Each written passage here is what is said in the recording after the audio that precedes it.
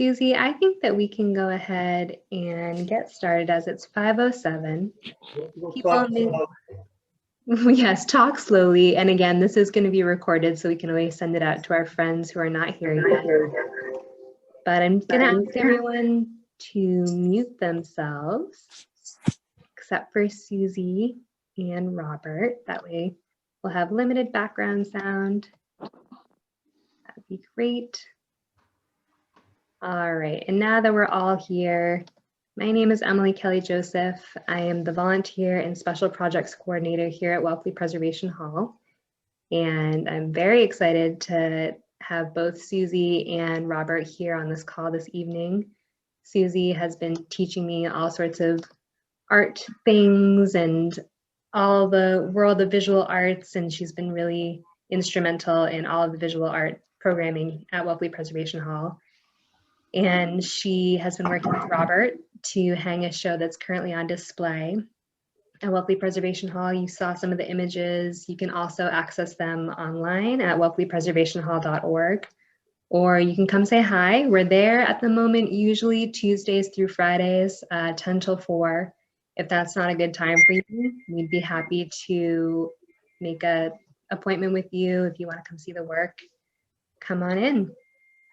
And as I said before, we're going to have Susie and Robert have a conversation, and then we will open it up for questions towards the end. But until then, if you could keep your microphone on mute, that would be fantastic. All right, Susie, take it away. Thanks, Emily. Hi, everybody. I'm Susie Nielsen, if you don't know me. And I've been fortunate enough to work with Robert. I helped hang the show with him, and then I kind of have a pretty good sense of Robert's work from working with him at his gallery and at my gallery over the last few years. So I have some questions for Robert, but I just want to say we're going to talk for about a half hour, 40 minutes, and then open it up to you all. And we really encourage you to ask questions. You can put it in the chat if you don't want to, say hi, but I think it's great for Robert and for all of us to see other people's what they see in his work. So Robert, hi. Hi. Let's start with who is Robert. So my list of who Robert is he's an artist, a poet, an educator, a curator, and a director, gallery owner of Off Main, which is just moved to Commercial Street. Is that correct, or did I miss any besides community person, husband, friend, and all that? But a good list. So you've taught, Robert's taught at college, you've taught high school. So can you just tell us a little about what you've done in general? Okay, quickly. I started off as a community college English teacher.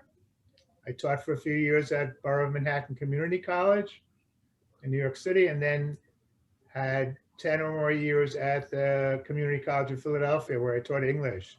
And then when Wendy took me south to live in Durham for 15 years against my will, I went back to school and got a MFA.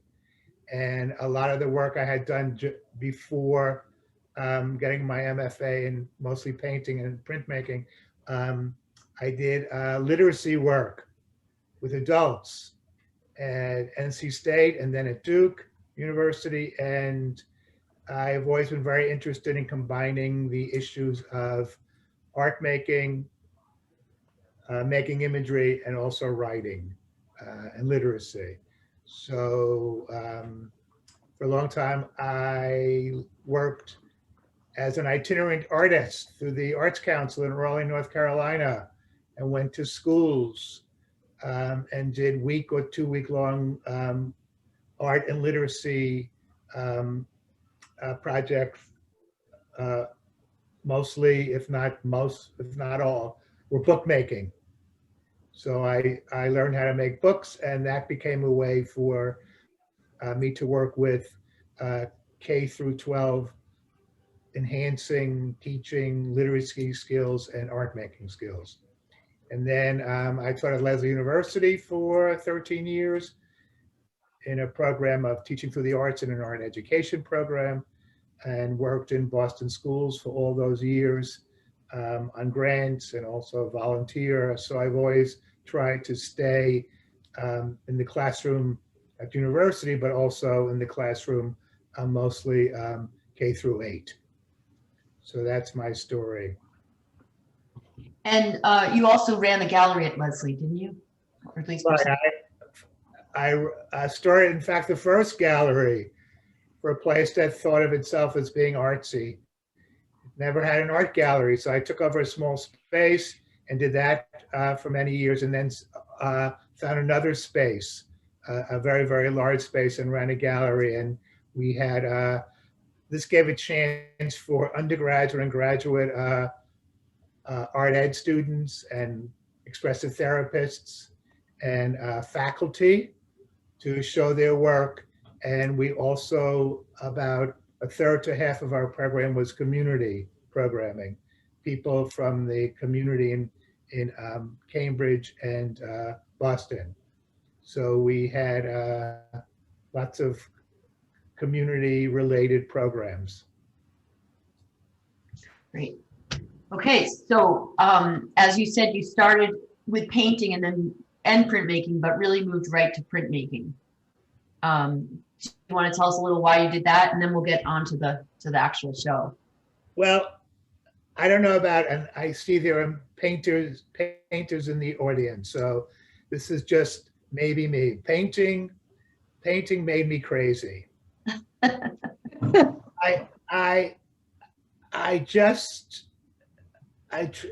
There was something about the pressure of this kind of art form that was very difficult for me. And paintings are kind of one-off, and I needed some way to think about stuff that was more related and more multiples. Also, I realized that when you put the brush, and this might not be true with every painter, when I put the brush to the canvas, I think I'm in. when I put the brush to the canvas, I know exactly what's there. Right. There. So sometimes, a lot of times, what I put there I didn't like or was confusing to me. So printmaking became a way of thinking about making more than one image, even though I don't edition my work, but the images are related, and that's a whole thing. And as some of you might know, my grandfather and father were printers. My last name is Shreefter. Shreefter is a printer, a writer, something like that. And so I thought it would be nice to return to that. And also, printmaking allows for many more happy accidents. So I gave up painting, and I've never looked back. Well, when we start looking at the work, I'll just say it's interesting because I think most people that look at your work you could think of each of your pieces as paintings. They are very much one-offs, and it's just using printmaking as a way to create a painting. But the other question I have before we start looking at the work is the title, Excavating Time and Place. So that is kind of, I think, a big definition in a sense for a lot of your work. Do you want to talk a little about that? And then I want to add a few. And for those of you who were on my December Zoom through the gallery, I'm sorry if I'll say some of the same things then, but my story is my story. From the very beginning, which is 25 years ago or more, that I really became solely interested in printmaking, I realized that I'm most interested in images that have to do with some narrative I'm working with, dealing with, working through. And the storytelling for me, even though it's not always apparent to everyone else, the storytelling to me, for me, in the prints are very important. They're very central. I feel like my motivation 80% of the time has to do with some narrative, some story that I'm working out, that I'm representing. And so, and I've talked about this before, some of the most exhausting and largest bodies of work. Finally. Hi, Rosalie. Some of the most exhausting and largest bodies of work that I've created were around the death of my mother, later on the death of my brother, and then other things in between. And so those kinds of stories or events have kind of propelled me. And as I'm propelled, I also learn a lot. I mean, anyone who does any creative work has to think about the relationship between what's propelling them, the story, the narrative, and what they're creating. And so it's an interesting process for me about symbolism, or what means what, colors, shapes, and the longer I do it, the more kind of automatic it is. So I don't have to think about it in the same way as I did years and years ago. I don't know if that makes sense. Yeah, well, and a lot of times when you talked about your work, you bring up mapping. Right, because I think, especially the work in the last 10 years or so, I really started making maps. I mean, I think all kind of creative work is a kind of mapping, whether you write or you make art, you're kind of making a map of these issues, these visual images that you're creating. It is, but I think it is, but it depends on the artist, because I think there are a lot of artists that make that aren't thinking of it as mapping.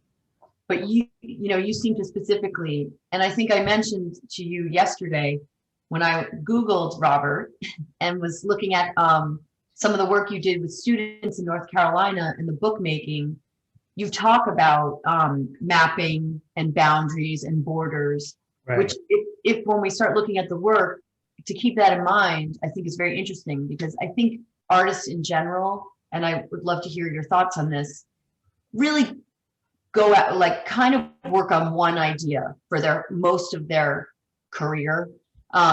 It can take on many different forms. But I've seen many times with the artists I've worked with in my own work that you kind of are always exploring one question in some way, and it just keeps evolving. So even that you're doing work with students and you're doing bookmaking and now you're doing printmaking, I mean, you can see a common thread there. And I think a lot of that is the mapping do you agree? I agree. And I think, as I said, especially in the last 10 or 12 years, I really have created bodies of work that really are based on maps. Yeah. I mean, they're not real maps. They're not architectural maps, but I've created work that I feel like has to do with the interior space of some of the places I lived as a child. And that's a real interior space that then is translated. I think it's also a map of interior space, which is not architectural, but more emotional. And so I think mapping has become this very important central focus for me. And again, viewers might not necessarily see maps, but as I'm creating them, I see maps, and sometimes the maps also have figures. Well, oh, sorry, I don't mean to interrupt you. When I looked up the definition of excavating, because as much as you think you know a word, sometimes you realize you're kind of not using it correctly, I came across archaeological excavation, which is all about traces of human experience. And that really made me think of your work as well, because I think that your mapping does feel figurative. So I'm going to share the screen. Is that okay with you, everyone? Yeah, you just say part of the issue about excavation is the work depends on this layering. So there's layer upon layer of ink most of the time. Sometimes not, but there's layer and layer of ink. So it really looks like there is a kind of, I guess it's excavation in reverse. I'm not pulling away layers, I'm adding layers. And do you want to say anything else before I interrupt you? So we're going to look at Robert's work chronologically from the work that's at the show. I'm sure there's other work, but and this is about 15 years worth of work. Yeah, I mean, so over 15 years, yeah.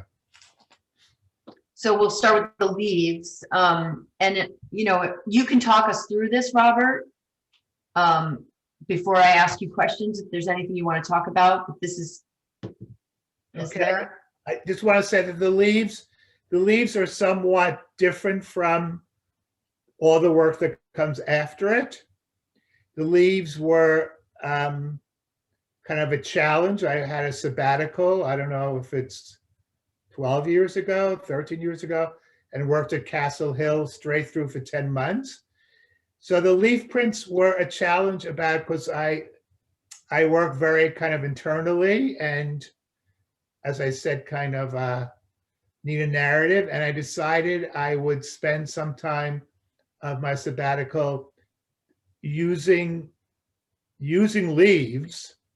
These are all leaves that had, Susie, you've lost the black background again. I know, but otherwise it's going to keep going through. So I wanted to stop it. So sorry, everybody.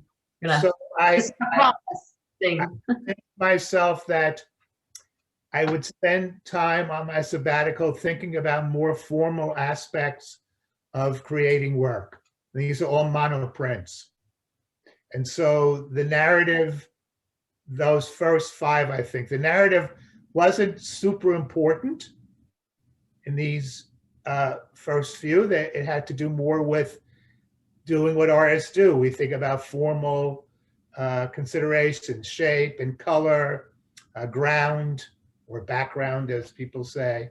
So these had less to do with excavation and kind of something internal. These had to do with like a formal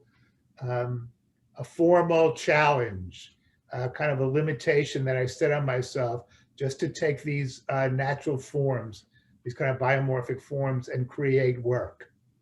So you can see they look like leaves. And I would drive from here in Wellfleet to Truro every day, and I would have a big paper bag and a scissor, and I'd stop along the way and cut leaves until there were no more. Because of the weather. And so yeah. No, go ahead. So these next two, the kind of silver one with brown and this one, these were part of that same period when I was on sabbatical, but these start becoming much more about narrative, much more about some story, some event. And I found, especially with this one, the silver and brown one, I found this scratching was something that was very, very kind of interesting to me, because it broke the surface. So you can see these kind of the white lines of the paper coming through. I would take a little paintbrush and use the wooden handle, the tip of the wooden handle, and scratch through the ink, which I think was the beginning of some excavation.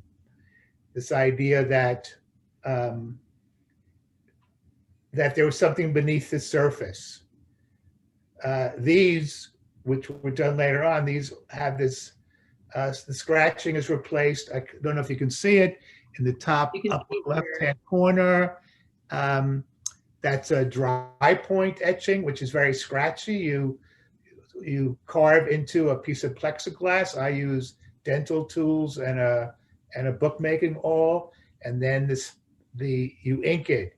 And then I have these layers of color, which is also, again, like excavation in reverse. I mean, I'm piling on layers to not only give depth, but also to think about the layers of whatever the narrative or the story is.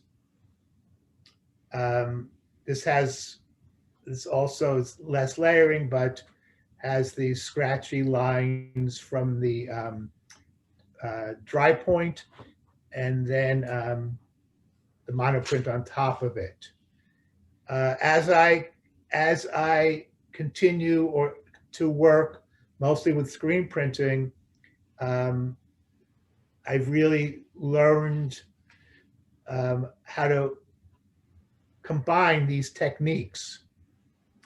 I've learned how to think about screen printing and monoprinting and dry point in ways that are fairly new to me. But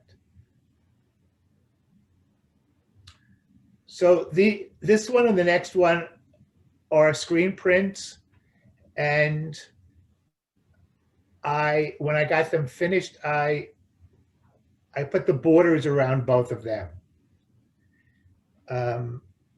Borders meaning this area. Right, like a frame around them. The more and more I work, the more and more I realize that I want my prints to go to the edge. We call those bleed prints. I also don't want my work to be matted. There's something, and there's a few, this one and the next one, which are screen prints and dry point etching. They're matted, and they both look very, very confined to me. You can't tell here because it doesn't read necessarily as a matte. Also, I didn't photograph the frame.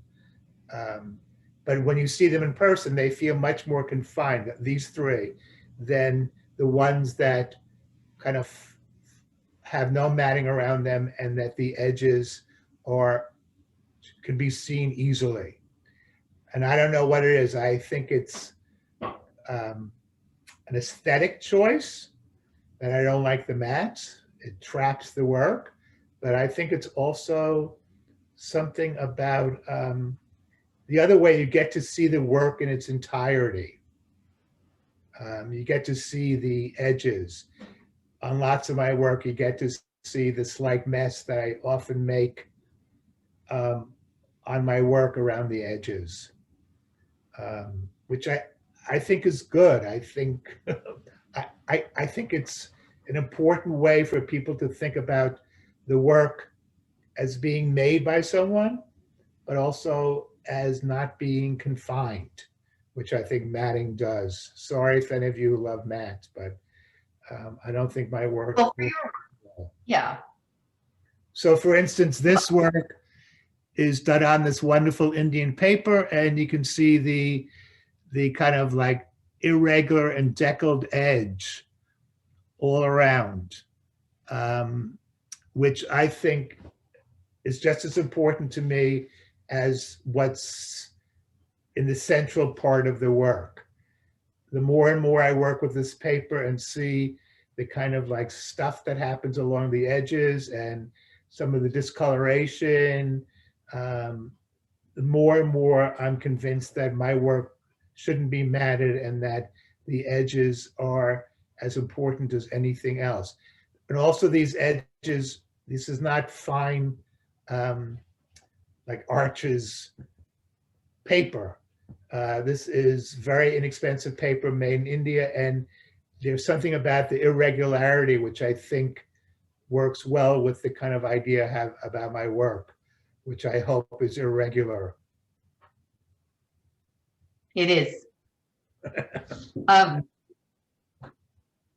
think that all of the work, your edges are very important, even the ones that you say are confined. And I'm just going to skip back for a few. You know, here, even these edges seem important. or, well, maybe not that one, but Well, those are matted. These three are matted, so. yeah. But this one isn't matted, is it? Which one? This one, is that matted? It's matted. Okay. And so this is your most latest work, correct? Right. These are the most recent, and I did a large like series that combine. There's like three central uses of imagery. I don't know if they're all apparent. They're not all here, but yeah, this is my latest work. So I have a question about, I noticed that in all the work almost, there seems to be like two qualities of lines, a thicker, and then like that thin, you know, I think of that line as the mapping, the part that navigates me through it. I don't know if that's true or not, but that's what I see. So those thin lines are more like my guide to work me through the work. What is the two line qualities for you? It seems important. Well, technically, the two line qualities are well, this is a good example. The blue scratchy lines on this one are dry point etching.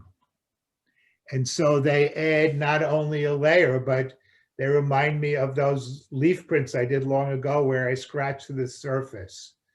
So those add these kind of spidery, as you say, architectural lines. The other is a screen print. So here's a good example. So the kind of purpley lines are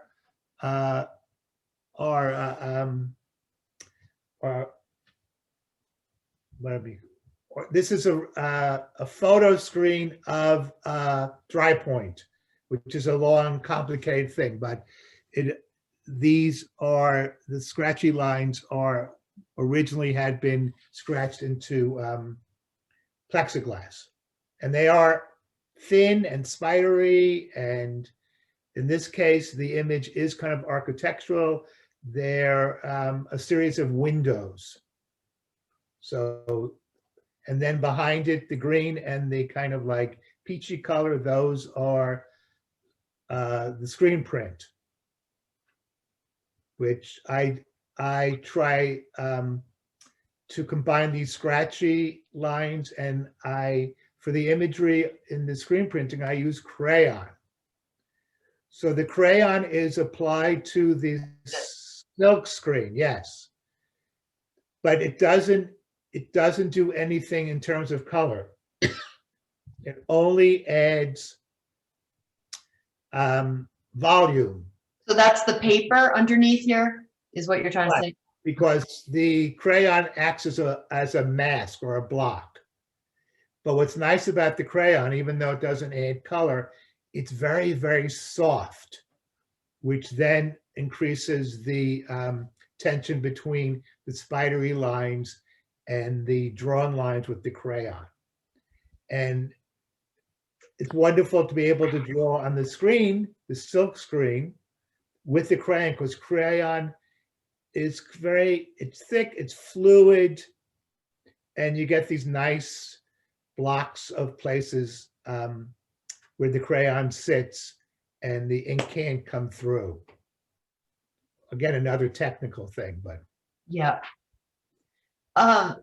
So a couple of things I want to ask you. One is I want to just mention is the colors. I think that Robert's colors are, to me, they're very interesting. They're sometimes they're not expected, but when I look at them all, the one thing I see is almost like the same temperature, like as if they were lights, they were all in the same dimming, whatever that is, like tonal, basically. How do you choose color, or what motivates you with the colors? Well, maybe that's not so tonal, but. Well, there are some colors I like. I mean, is it just that's it? Towards, well, over the period of doing the work, I tend often towards reds and maroons, but a lot of the process is very, I'm not so conscious of. I mean, often I'll mix silkscreen ink and use it and see how it works with then another layer of color. The older I get and the more I process, the more I realize that I'm less and less aware, kind of consciously, of the processing, which is a very interesting thing for me. And why do you think that is? Well, I think for a lot of us, especially when you get old like me, you're like a repository.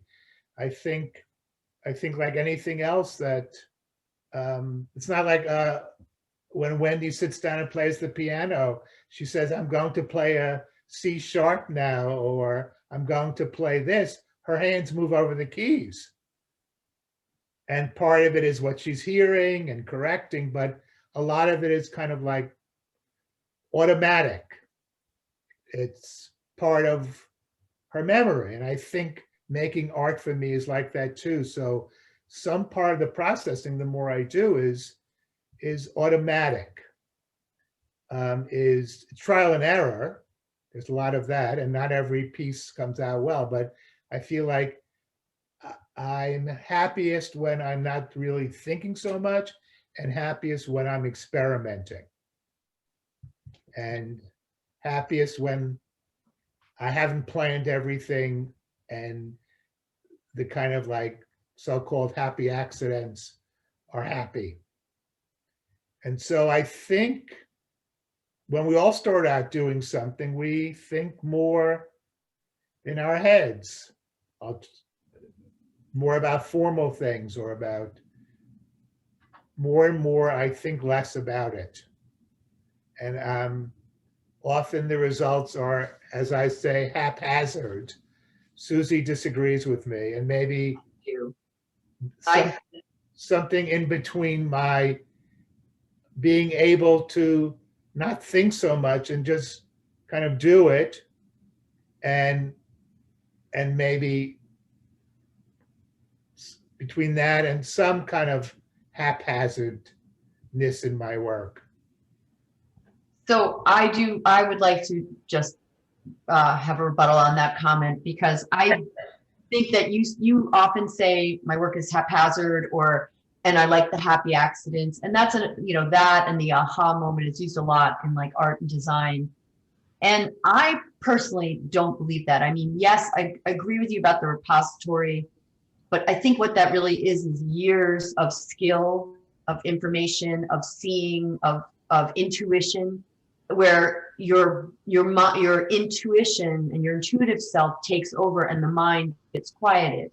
I mean, a lot of the mind stuff is the critical, is the overthinking, and you have this, from all the years of making, you have this skill set and you have this ability that allows you to trust the process more. And I think someone, one of the things, like you're, to me, considered a process artist, which is, in my opinion, someone that is working and making at the same time. It's not like I'm going to make this and it's going to be that.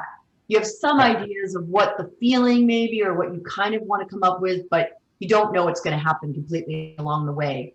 And I think, like you've said, with printmaking, between the press and between your wrist pressure and between mixing a color or screw ups, things can happen that you really cannot predict. So it takes some of that weight off you, but also you have to respond to that to make successful work. It's how you approach all that I think really makes this work strong. I don't think this is like happy accidents. I think it's reacting to what's there, and that you're just so much more present than like in your head about it. Okay. Buy that? Yeah. Okay. So do I have any questions before I share the screen? Well, one other thing I wanted you to tell us, because I'm interested in, from the audience, what you guys think. Can you like point to, say, your favorite piece or a moment that really, is what you feel like your work is about, or that you really keeps you going? Or like sometimes I'll look at a little part of a painting and be like, I love that part. I don't love the whole painting, but there's something about that little part that just excites me. Do you have that with any of these you want to share with us? Well, I'm not so good with favorites. Yep. I think anyone who has raised 3 children, we try to stay away from that concept, at least vocally, and you can tell the work is consistent over these past 15 years, but I'm always happy with the last work I've done, because it feels like it's part of a large body of work, but it's also very, very different. And so, and I've learned new things from the last work. So I think the very, very last. That's this. Oh, that's the last one. So go up 1 or 2. Well, this one, and no, go back down 1. So this one, and this one I really like, because no matter what the debate is between happy accident and knowing what I'm doing, this one has these kind of elements, and I love that the blue ink that starts at the top doesn't come all the way to the bottom. And so that bottom row, which it's very interesting to me, because the row looks like it's just almost one third of the space, which I had no idea about. So I call that. Why? What do you mean by the 1/3? The brown portion at the bottom. Right, but what is? Well, it just works out that without my being conscious of it, when I didn't extend the blue ink all the way to the bottom of the page. So I have this brown band, which architecturally is very interesting, because the first 2 bands are blue, and then the last one is brown, which was in some way accidental. And it feels to me like it's revealing something. Now we get to see, there's a layer missing of the blue ink here. And so I feel like in this very interesting way, I get to see what's going on that I don't get to see with the blue, where the blue ink is above it. I didn't think about any of that, but visually and aesthetically, when I look at it, it looks like that somehow or another, the lack of the blue ink is revealing something that the first third and second third are not revealing. And it's very, very amazing to me. It's amazing to me because it gives me all sorts of ideas about what's revealed when the ink doesn't go to the bottom of the page. It looks like some other place, some other realm that the first 2/3 don't look like. So go up 1 more. So the other way? Here. Oh, sorry. Oh, no, it's fine. No, up is fine. So this one I really like, but it has an overall pattern. It has the scratchy, spidery, dry point etching on top, and then it has the kind of like browny, peachy color under it. And so I really love this work. I think the scratchy and I use a stencil that I cut out to make those peachy browny lines. That's a whole other technical thing. So I love this one, and I love the way the 2 work together. But they look like dance, they're reacting to each other. They look like they're working, like 2 figures working together. Right. I think 2 layers. But the one that I spoke about, one down, this one, which I don't think I've ever done this before, really makes me start thinking about stopping the overall which the other one has an overall pattern and color, and that one. And this one, that brown band on the bottom makes me really start thinking about finding places in the work where I don't do an overall pulling of the ink. I mean, I don't know if anyone agrees with me, but I'm fascinated by the difference between the lower brown band and the two blues above them. I think they work well together, but I also think, wow, that's fascinating. Look what happened that I didn't bring the ink all the way down over the last third. And it makes me start thinking about doing other kind of work like that. So that, I'm going to stop the share now. Oh, There's Robert. That is one of the things I want to end my part with is, I think that that's such a good example for everyone to realize why art is so important. Because yes, his work is beautiful and it's visual. But if you look at Robert, I mean, here's this like person with all these different parts. And, you know, community is definitely a big part of it. And you can see with all the things you do, and even with your work and the way you go to workshops and work with others. If anyone's ever been in a workshop with Robert, he's very generous. But what is so interesting is it's like reading a book.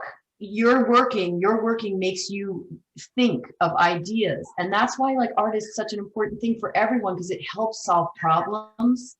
And it makes you look at things differently, and it gives you an opportunity to look at things that you wouldn't look at, and not just to say, I like it and I don't like it, but like you're able, especially now, to say, okay, I like my work, and isn't that interesting? Why did that happen? That, you know, and that's like what is so exciting to hear about art, which leads me to my last question, that as an artist, art educator, poet, gallery person, what, you know, you seem like in general, you're the kind of person that pulls out of people.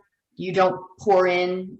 And I'm sure as a teacher, you were that way. You kind of, you nurture people, and you make room for them in that way, in an artistic way. So any thoughts on creativity or being an artist that you want to share with people that maybe, yeah.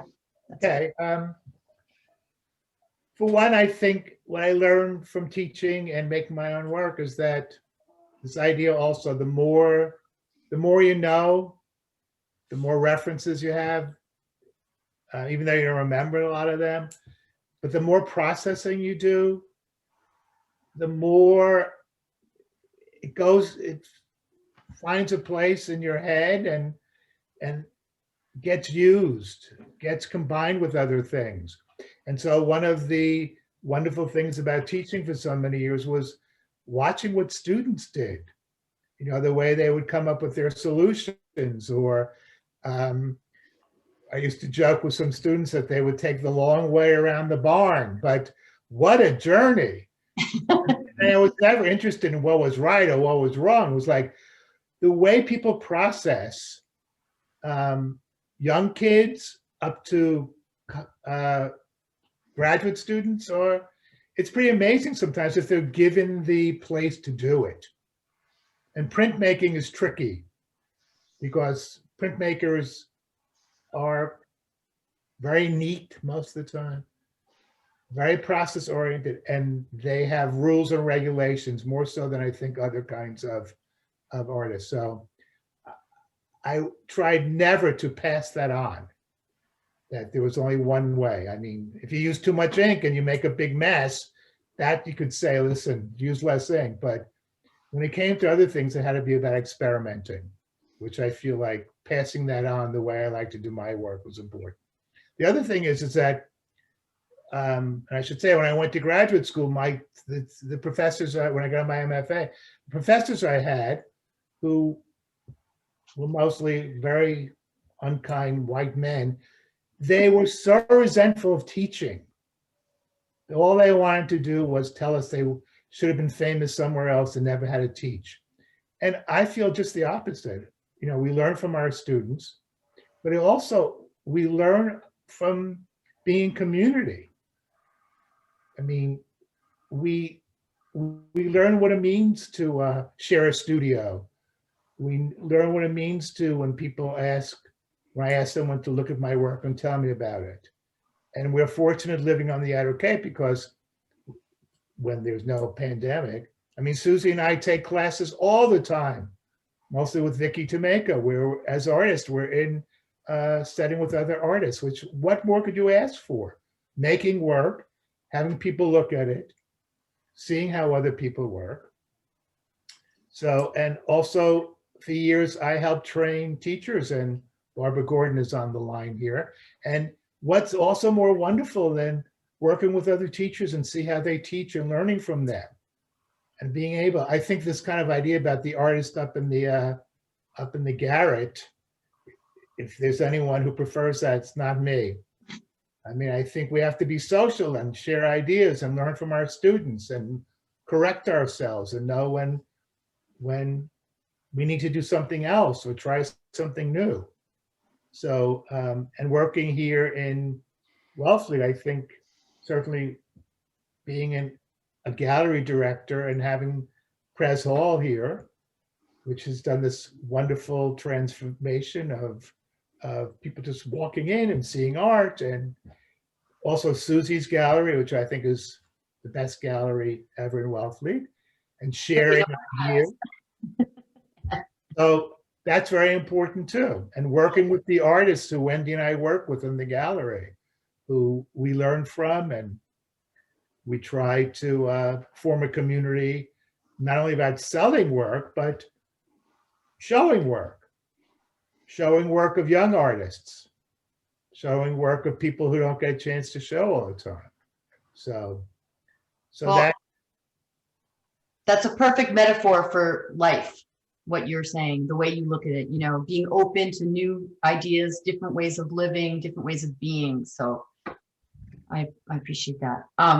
I think we're going to open to questions. I didn't mean to cut you off, but you can keep talking. I'm going to go silent. And I said everything I know already. no, thank you. Hold on. Thank you so much, Susie. Those were fantastic questions, fantastic conversation. I've been keeping an eye on the chat and people's hands. I did see that Mark wanted to follow up on happy accident and purposeful. Mark, I don't know if you want to elaborate on that or. Yeah, actually, can you hear me? Yep. Up and see you. You can't see me?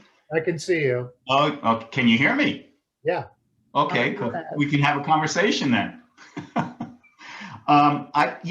When Susie asked you about, why the color, and your answer was, well, I'm not so conscious of it. I was nodding, conscious of why the color.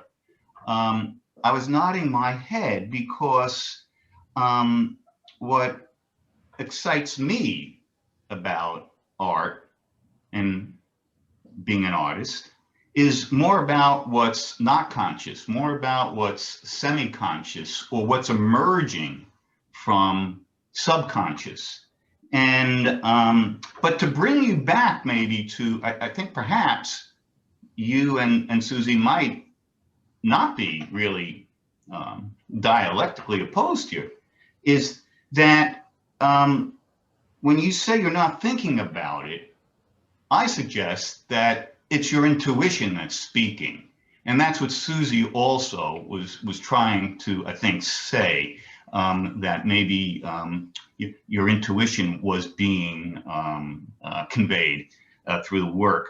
But I have a specific question for you, Robert. And I think I fully understand the idea of excavation and the idea of mapping, has to do with discovery from your past and has to do with where your bearings are. You've spoken about that very, very well. So my question to you is your art mostly retrospective in that you're illustrating where you came from, what has, you're scratching the surface and digging down to what was, is there in your art anything that's prospective, like where you might be going, what's next? And if that's not there, then what would you imagine that might be, what it might look like? That's an extraordinary question. And I don't know if I have an extraordinary answer. I mean, a lot of the work is retrospective. I think what's current and prospective is learning new techniques and trying new things. So it's an interesting idea to think about thinking about what would be prospective. At this moment, at this young age, most of the prospective has to do with technique and, the form, how to use the techniques. But I'm going to really think about that, about what that would look like. I'm glad. But I'm a kind of the glass is half empty.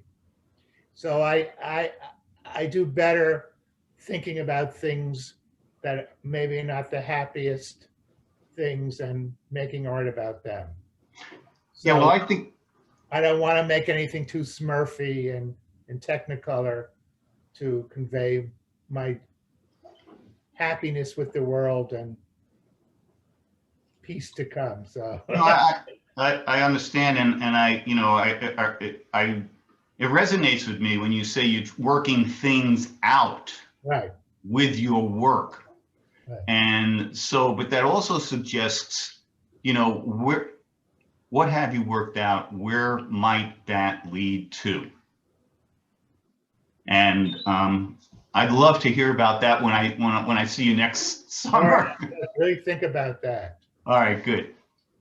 Thank you, Mark. Excellent questions. Betty Jean, I see both your hand up, and I know that you said had a comment in the chat. It looks like you're a student of Robert's, maybe, but I'm not sure if you had a question that you wanted to ask. Betty Jean, Bet Jean. Sorry if I'm mispronouncing it. Well, we'll come back. Shelley, it looks like you got a hand up. Yes, I do. I'm one of the few white women that was at the university in Chapel Hill with Robert. Right. Robert, where are you? The work is beautiful.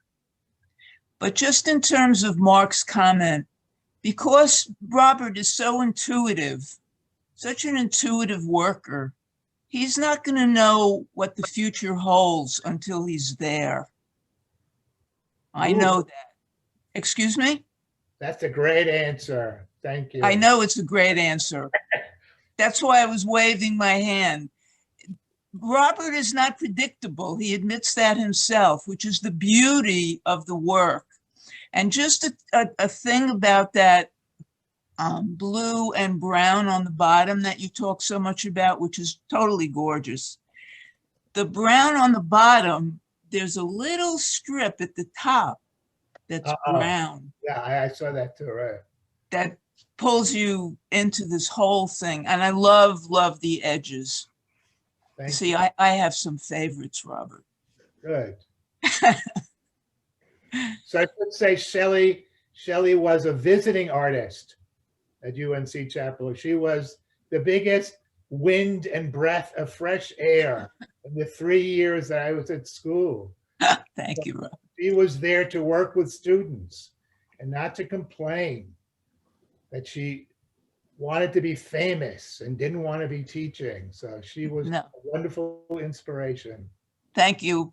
But I also loved your explanation to the group about why you left painting, because you found your way. It's a beautiful way, Robert. I must commend you. It's beautiful. Thank you. Yeah. Thank you. Thanks for the work. Thank you, Shelley. Just a couple comments from the chat. Phyllis loves what you said about teaching. The back and forth between the teacher and student is so important. Phyllis, I don't know if you want to comment further on that or if you're just... She's gone. She's gone. But it's good to read them in case we can read them out loud. Yeah, Rachel. Rachel, are you still on the call? Rachel. I'm here. Yeah. Hi, Robert. Another graduate student from years past. Hi, Rachel. Rachel, do you want to read what you said or? Oh, sure. I typed my comment in. You did. Now I already forgot. See, I'm getting older too. And I can't see anymore from using so much Zoom. I know. Robert, I wrote, I love your work. And I echo the sentiment about the edges, because I love when you can see the hands in the work and the edge around. But I wrote about, there's so many things about your pieces that are connected between the series, not just within a series. So I wrote, what do you think like would be the most meaningful thing that has evolved over your work over the past 15 years? Like, what would you say if you had to say something about the connection between them all? Like, what would you say has evolved that's the most meaningful thing to you? Well, does that make sense? No, yeah, it does. And it's also a wonderful question. I think what's evolved is, besides trusting myself more and being less conscious about what I'm doing, is I think what's evolved is that the narrative that I'm working through has become much more complex. I think I find myself thinking in lots of different ways about the narrative of my past and how the work before represented some stuff and now the work represents something else, but also that they're much more layered than they were. Mm-hmm. And that's very important to me, that I made a whole series of work about 20 years ago, which I have nothing, it's not represented, but those were very much one-offs, monoprints, and they were not layered. And some of the work was very, very good, I think. But there's something about the layering which allows me to think about, and not too consciously, but to think about the layers being absolutely central, that they really represent these kind of like layers of excavation, layers of life, which are important to me, especially when you get to be old like me. So that's what I think is evolving, is how the layering fits together, metaphorically and literally. Thanks. Well, what you just said, if I can just jump in on that, what you just said, I think answers the question I posed, Robert, which is that you're trying to, in terms of what's prospective, you're trying to get to a point that where you can look back and say something about where you are now. And that resonates certainly with me, being an older person myself. Maybe it's just boys from Brooklyn. Well, yeah, we boys from Brooklyn, you know, there is a certain kind of psychology there, isn't there? Right. Thank you. Well, Robert, we have reached our 6 o'clock time, so I'm going to let our friends go, but I just want to say something before I go. Yeah. So, of course, I really want to thank Vanessa Downing, who's not, I don't think she's on the Zoom, but she between her and Emily, who's on the screen, the shepherdesses at the hall, who took care of everything. I mean, it's And Susie. Well, I was going to, of course, get to Susie, but anything on the edges, anything in the middle, was all taken care of in the nicest, easiest ways. And Susie, who does all the hanging of the art there, she was just fantastic. We talked, she hung the work, she with the slideshow, she's a wonderful friend, a wonderful curator, and she really writes good questions. I think her questions are very indicative of who she is in terms of the way she thinks. And so I want to really thank her. And I really want to thank all of you for coming. I want to thank the foreign people from Ireland, and I saw some people from England. I saw a cousin from North Carolina and lots of local friends and people who I don't necessarily know. I really thank you for coming out on this snowy evening and being part of this Zoom. Thank you, Robert. Thank you.